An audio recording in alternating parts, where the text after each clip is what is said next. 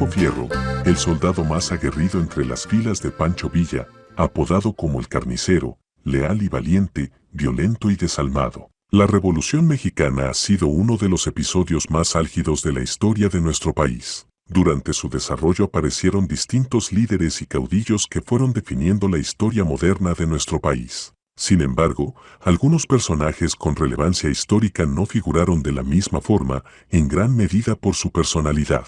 Este es el caso de Rodolfo Fierro, quien se unió a las filas de la División del Norte, convirtiéndose en uno de los más temidos villistas. Rodolfo Fierro era un hombre alto, con el sombrero tejano arriscado en punta sobre la frente, tal como lo usan los ferrocarrileros, rostro oscuro completamente afeitado, cabellos que eran casi cerdas, lacios, rígidos, negros, boca de perro de presa, manos poderosas, torso erguido y piernas de músculos boulludos que apretaban los flancos del caballo como si fueran garra de águila. Aquel hombre se llamaba Rodolfo Fierro, había sido ferrocarrilero y después fue dedomeñique del jefe de la División del Norte, matón brutal e implacable, de pistola certera y dedo índice que no se cansó nunca de tirar del gatillo.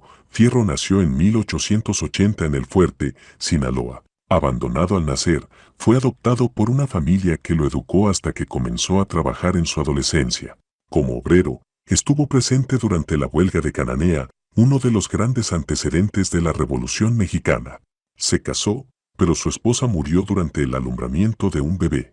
Trabajó en distintos lugares, para luego emplearse como maquinista de ferrocarril. En 1913 conoció a Tomás Urbina, mano derecha y compadre de Francisco Villa, quien lo invitó a unirse a las filas del Centauro del Norte para derrocar a Victoriano Huerta. En ese entonces Francisco Villa combatía al ejército constitucionalista al mando de Venustiano Carranza. Rápidamente Fierro obtuvo la fama de ser un aguerrido pistolero, ya que no temía disparar en ningún momento y rápidamente ascendió a general. En noviembre de ese mismo año participó en la batalla de Tierra Blanca, lo que le permitió ganarse la confianza de Francisco Villa, quien lo convirtió en su guardaespaldas y lo puso a cargo de los trenes de la División del Norte. Gracias a la victoria de Tierra Blanca, Villa se convirtió en gobernador de Chihuahua. Durante la batalla de Tierra Blanca se capturaron cerca de 500 prisioneros. Para acabar con sus vidas, Fierro pidió que fueran liberados.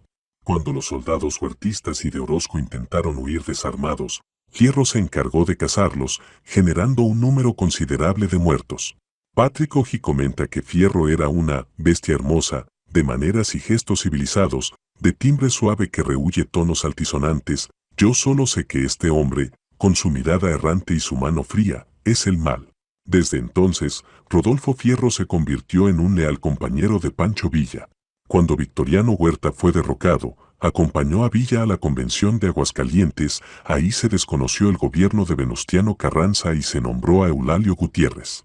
Como consecuencia, el 5 de diciembre de 1914 los ejércitos de Villa y Zapata hicieron una entrada triunfal a la Ciudad de México.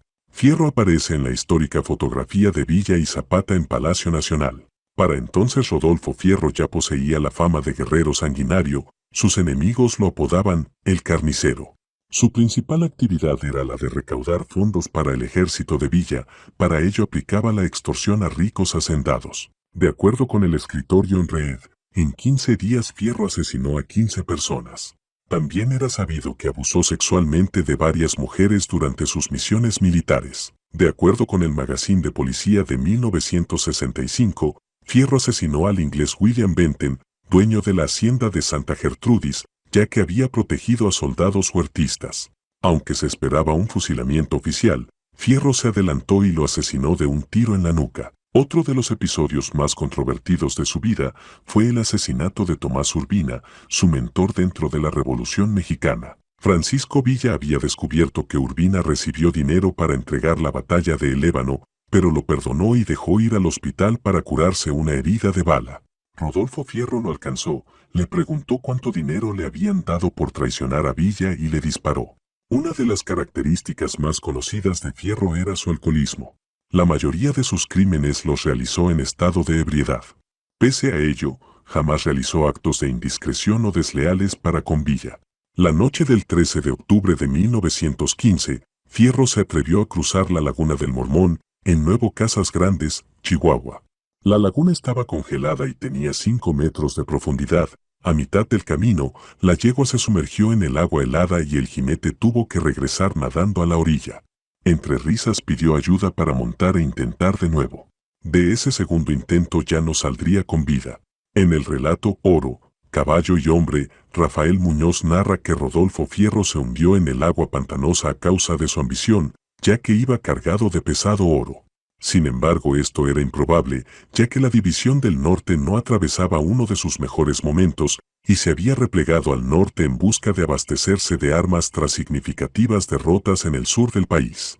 También se sabe que esa noche, José Genaro Quingonáneque, capitán en el Batallón de Sanidad de la División del Norte, rescató el cuerpo del general de las aguas heladas. También la querida yegua del general murió, y desde entonces la laguna lleva el nombre de Rodolfo Fierro.